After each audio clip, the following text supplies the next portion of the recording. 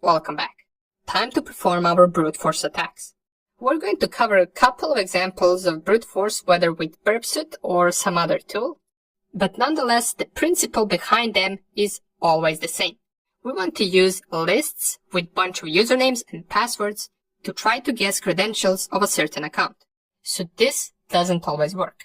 Matter of fact, it usually won't work unless the target has a common username or a weak password.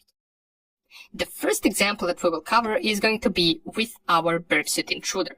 We already saw a couple of examples of using intruder, but right now we're going to take a look at a different approach to this attack. So first that we want to do is we want to navigate to this application that says OWASP Bricks. Click on that and it will lead us to this page. Under the Bricks tab, we will have a sub-tab that says Login Pages. Click on that and here we will have multiple login pages that we can practice on.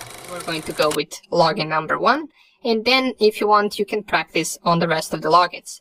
The steps to performing this attack will be the same for each challenge right here. Okay, let's navigate to login 1, and we have a simple login form. If we type test and test, it will tell us wrong username or password. Okay, let's intercept this request right here inside of our burpsuit.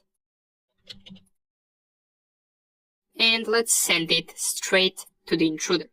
Here we can turn off the intercept right afterwards, and let's navigate to our positions tab inside of our HTTP request. So down here we have our username and password field. Now before, when we used intruder, we used this attack type sniper and we only targeted one field. Right now, we're going to target two fields at a time, the username field and the password field. So let's first clear all the other payloads and let's double click on username, click on add, and double click on password and also click on add. Under the attack type, we want to switch from sniper to cluster bomb. And if you remember correctly, the cluster bomb is the attack type where we can use multiple payload sets in order to perform the attack. In other words, we have multiple input fields that we want to brute force, the username and the password field. Now let's go to the payloads tab and it looks rather the same. Just this time we have payload set 1 and we can also choose payload set 2. The first one is the username payload set, and here we want to load a list that contains the usernames. Now, in a real-life scenario, you would use a list much bigger than we use in our examples, because for this attack, we're going to use the HTTP default users again, which is in our word list directory inside the Metasploit directory. This list only has like 14 common usernames, but this is just, in reality, you would use a much bigger list. Once you select it right here, click on payload set and select payload set number 2. Under the payload set number 2, we want to load HTTP default passwords. In other words, it's called HTTP_default_pass.txt. Double click on that and it will load 19 common passwords right here. If we just do this and we start the attack, as it says right here, it will have a number of 266 combinations. So this will take a minute or two to finish, but as soon as we start, we notice something strange. Every single request or every single response almost has a different length. So how are we going to determine which username and which password is correct? We need some other approach. So let's close this for just a second. We're going to stop this attack and let's go back to our page. Once we typed in the incorrect username and password, we got this message right here. So maybe we can use something like this to determine which username is incorrect and which password is incorrect. Let's go back to burpsuit. And if we navigate to Options tab right here, we're going to see this option that says grep equals match. These settings can be used to flag result items containing specified expressions. So let's clear this list and let's perhaps add this statement right here. So in other words, what this means, let me just paste it first, that it will flag each result that contains this sentence in its response. In other words, it should flag every incorrect username and incorrect password combination that it tries. Let's run the attack again. So go back to payloads and start. Now you can see each of these usernames and passwords combination is getting flagged except one of them. We got this admin and admin combination that didn't get flagged, which means that the sentence of wrong username or password isn't contained in its response. This most likely means that this is a correct username and correct password combination. As we can see, the rest of them are all flagged. And it's still going with this attack, but we can stop it since we already found the correct username and password. In reality, this attack would take much longer with much more combinations of usernames and passwords, and even at the end, you might not be able to find any correct combination. Nonetheless, let's give it a try to our correct combination to see whether it worked, and let's type admin and admin. Submit. And it worked. We successfully logged in, as it gave us right here. Now you can try this on other examples as well inside of this Bricks application. However, in the next video, we're going to take a look at a more useful tool for brute force attacks, which is called Hydra. Okay, so we've used Intruder from our burp suite to perform brute force attacks. But now it's time to move on to the more advanced tool specifically made for these type of the attacks. And that tool is called Hydra. Now, I said it was an advanced tool, not because the attack itself is hard to perform, but because the syntax for that tool can be a little bit tricky sometimes. And there isn't a unique command that you can run for every website in order to brute force it. So we're going to dissect the command and explain how can you craft one for specific pages. The first page that we are going to take a look at is going to be bwap page on our OWASP virtual machine. So navigate there, and as we can see here we have a login screen. And this is exactly what we need in order to brute force. Now, keep in mind that we do get the correct credentials right here, which is useful for us to practice this attack. So we know that B is username, and this will work once we try to log in. But we want to see how we can get this as an output with the help of a Hydra tool and with the help of usernames list and passwords list.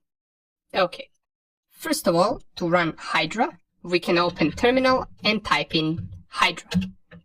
This will open its help menu, and this help menu will not be of much use to you once you're opening this tool for the first time. It might seem like it has little options and that it's easy to run, but in reality, once you're brute forcing HTTP pages, there are a few things that you need to take a look at. So let's start off with crafting our command. The first thing that we want to type is Hydra and then the IP address of the target that we are attacking. In my case, it is the OWASP virtual machine, which has an IP address of 192.168.1.11. The second thing that we need to specify is which type of the attack are we performing.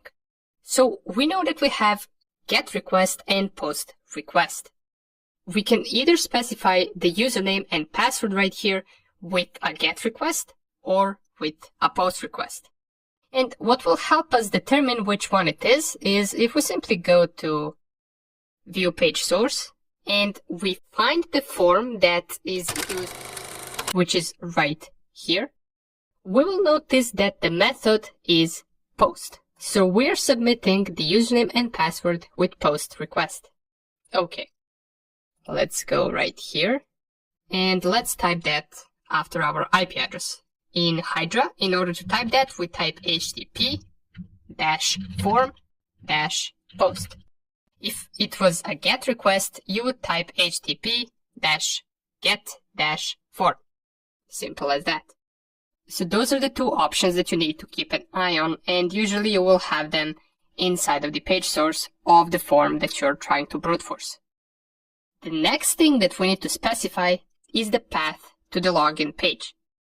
Now, In order to get the correct path, we want to type any username and any password. So I'm just going to type test and test and click on login and see what do we get. So we get invalid credentials, and it's under the path /bwap/login.php. We want to copy this path and we want to specify it in our command. In order to specify it, first thing we need to do is open double quotes. After that, we paste our path and we add 2 dots. Now, why are we adding 2 dots? Well, in Hydra, there are a few things that we need to specify. The thing number 1 is the path, which we specified right here. The thing number 2 is specifying the name of the username field, the name of the password field, and the button itself. Now, I know this sounds confusing, but we will do it right now. Hang on for just a second. That's the second thing. The third thing that we usually specify inside of our Hydra command is which error message do we get once we specify incorrect username and password, which in our case is this one right here. And at the end, we add the users list and okay. So let's go back to the command. We specified at the beginning of the command and we specified the first thing that comes in double quotes, and that is the path. Now comes the name of the username field, the name of the password field, and the name of the button. So in order to get the name of those fields, we once again want to go to the page source and we want to navigate to the form. Here we want to find the code that identifies the username input, and it's right here. If we take a look at the name tag and ID tag, we will notice that it's called login. So this will be the name of our username field. In order to specify that, we're going to type login equals, and then comes this arrow that is pointing upwards. After this arrow, we want to specify capital user, and then again this arrow that points up. Okay, what did we do right here? Well, the first thing that we did is we specified the name of our username field, and this part right here is just the syntax that tells Hydra to replace this user tag with the usernames that it will read from the usernames list that we will specify at the end of the command. So essentially it will just replace this with all of the usernames that it's trying to brute force with. Same thing goes with password. Now before we specify password, we need to type this sign right here in order to separate these two fields. And now comes the name of the password field, which we can read from the page source, and it's right here. We can see that the name is just password. So let's specify it like that.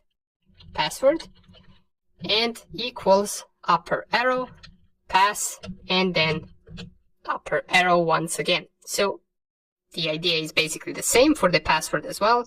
It will replace the passwords from the list with this pass right here. And we want to separate it once again. And the last thing that we specify is the button itself. So we need to find the button code inside of the page source, and it's right here. As we can see, the name for the button is called form, and the value is equal to submit. Is we want to go right here and type form equals submit. That will tell the Hydra tool that once it replaces the username and password, it has to click on a button in order to submit them and check whether they are correct or not. Now that we've finished with the second part of this command, we can go on to the third part by separating it with 2 dots once again. And we need to type the string that we get once a password is incorrect. And we have it. Right here we can copy it, invalid credentials or user not activated. Let's copy that string or that message and we can paste it right here. Once you do that, you want to close the double quotes, and at the end, we specify the usernames list and the passwords list. Now, since we don't have one yet, let's just open another terminal, type ls and nano users.txt. Here we can type any usernames whatsoever. Let's go test123, root, admin, and let's add the correct username just so we can see whether the tool will work and whether it will manage to find this to be the correct username. Let me just double check. Yeah, B is username and bug is password. So we will be adding the correct credentials in the list just for the purposes of this tutorial in order to see whether it will work. In reality, of course, you wouldn't know the correct credentials and you would use much bigger lists than this. Okay, let's add, for example, admin123, and that would be about it for our users.txt. Now let's go and do same for the pass.txt passwords. So let's go password, pass123, password123. Let's go with bug, which is the correct password, and let's go with test1234. Okay, save this as well. And now we go back to our command where we need to specify that we want to use these two files in order to brute force. To specify the usernames file, we type dash and then capital L. After that comes the name of the file, which in my case is users.txt. And after that we specify capital P for the passwords file. And then the name of the passwords file, which is pass.txt. Okay, this is the entire command, and I know it might sound confusing and you probably have no idea what we did right here, but don't worry, this is the same reaction that everyone has once they first encounter the Hydra tool. And we will be taking a look at another example of crafting the Hydra command for a different web page in the next video. For now, let's go through this command once again and explain what we did. So first we type Hydra, then the IP address of the target, then which type of the brute force we want to perform based on how the credentials are being processed by the web page. Since they are processed with post request, we use http-form-post. If they were processed with GET request, we would type http-get-form. After that comes the double quotes part, which has three different things. The first thing, or the first part, is the path to the page that we want to brute force. The second part is the name from the username field, the name from the password field, and the button itself. And the third part is the string or the message that we get once we specify the incorrect username or password. This will help Hydra determine which credentials are correct based on this message. If we specify some credentials and we don't get this message, it will flag those credentials as correct ones and it will output it right here for us. At the end, we specify dash capital L and we specify the users.txt file or any list that we want to use for usernames, and dash P and then the passwords file. Okay, let's press enter and see whether this command will work. And you will notice in just 1 second we managed to perform all of the combinations of usernames and passwords.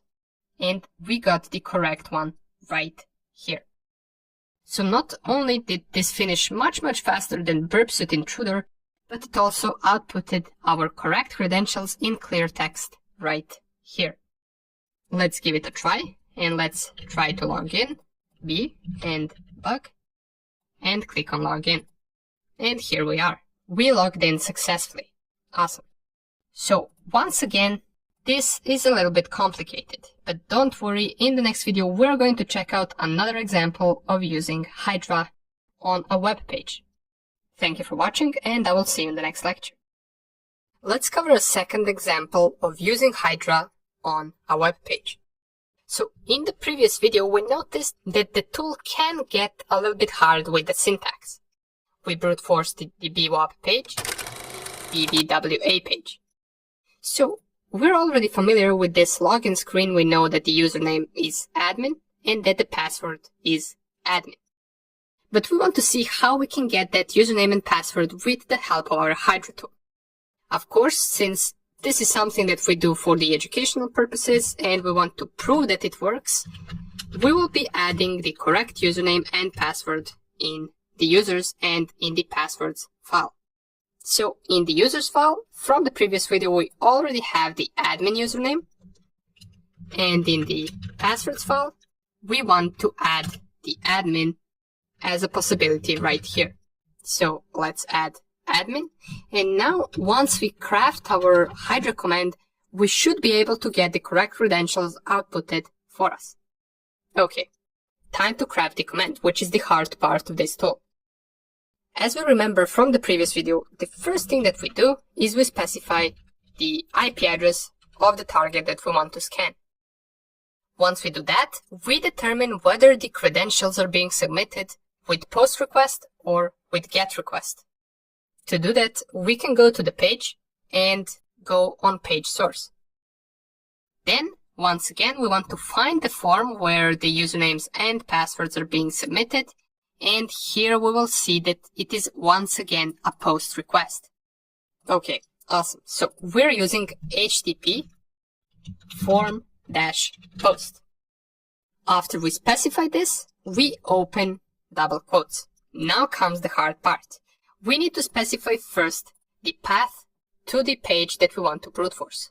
So let's type in incorrect credentials, click on login, and we get this path. So /dvwa/login.php.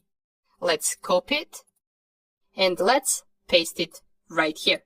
This is our first parameter inside double quotes, the path to the page.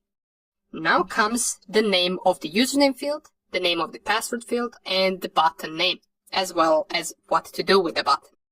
So once again, go back to the page source and find the code where the username field is being labeled.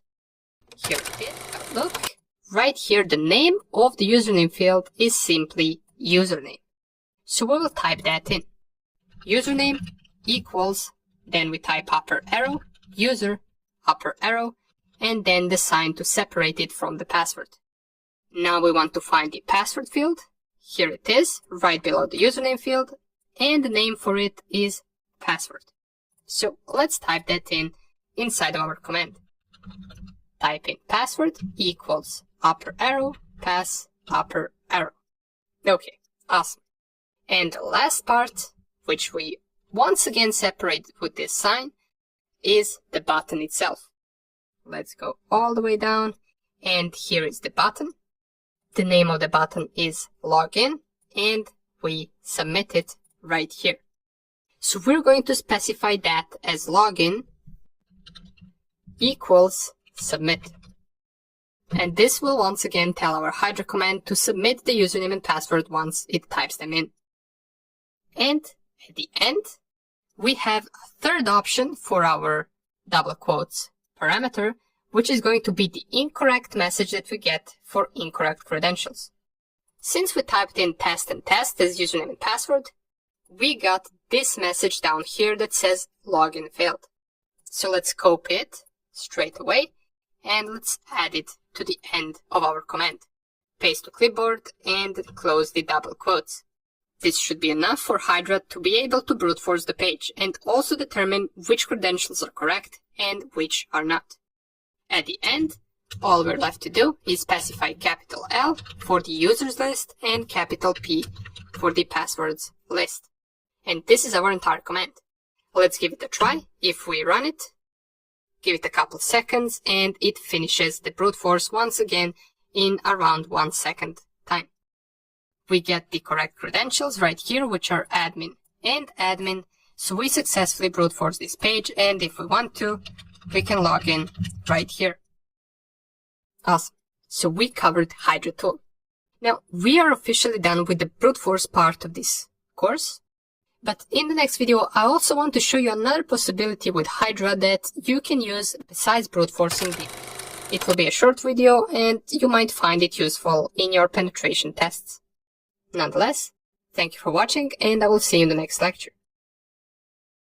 Okay, just a quick video before we finish this section. I want to mention one thing about Hydra. Now, Hydra is a powerful tool, and it's not only useful for brute forcing web pages. It can be used to brute force different services as well, such as SSH, FTP, and others. And in this example, I just want to show you that if we take a look at our OWASP virtual machine and we scan it with nmap, using -f command, which will scan most known 100 ports, we will get this output. And if we take a closer look at scan results, we do notice that the target has port 22, or in other words, the SSH port open. So we can try to target the SSH port with Hydra brute force attack. So let's give it a try. Now the first thing that you will notice regarding Hydra with SSH is that the syntax is rather easy, or much easier than once you're targeting web pages. All we need to do is specify the IP address, then we type SSH and then -l users and -p pass.txt. And this will run the attack on SSH port with these two lists. Now, since we don't have the correct username and password inside of these lists, it gave us an output that 0 valid passwords found. Now, let's add the correct credentials right here. The correct username is root, or we already have root, so we can just leave it like that. But correct password is OWASP-BVA. So make sure that you add OWASP-BVA inside of the passwords list. And if I run the command again, for some reason we get incorrect or not valid username once again. So perhaps we need to add another option. Let me just go to the help menu real quick. And let's try adding -t, which default is set to 16. We're going to lower it just for the purposes of this command. So let's type it right here, -t4, and then SSH, and then users and passwords.txt. And here it is. We successfully found the correct login to the SSH port on the target machine. All we had to do is type Hydra, the IP address, -t4, and then we specify which protocol. In our case, we're using SSH, and then the passwords and usernames list. Now, if you wanted to check whether this is correct credentials, you can type SSH 192.168.1.11. Here you want to select yes, and pardon me, we need to close this because we're trying to connect to the Mr. Hacker account on the target machine, which is non-existent. So we must type SSH root and then add this IP address right here. Then we press enter. It will ask for the password, and here we type OWASP-BVA as the password for the root account. Now we're logged in on the target machine over SSH, and we can execute any commands that we want on the target machine, such as ifconfig, such as whoami. We can type ls, we can change directories and see all the files on the target system, just because we successfully brute forced the SSH. From here, we can delete the entire website if we wanted to. We can delete the operating system, we can create files, delete files, and do pretty much anything that we want. Okay, I just wanted to show you this, that there is another possibility with Hydra besides just targeting web pages. Nonetheless, we're officially done with the brute force section, and in the next lecture, we're going to take a look at sensitive data exposure.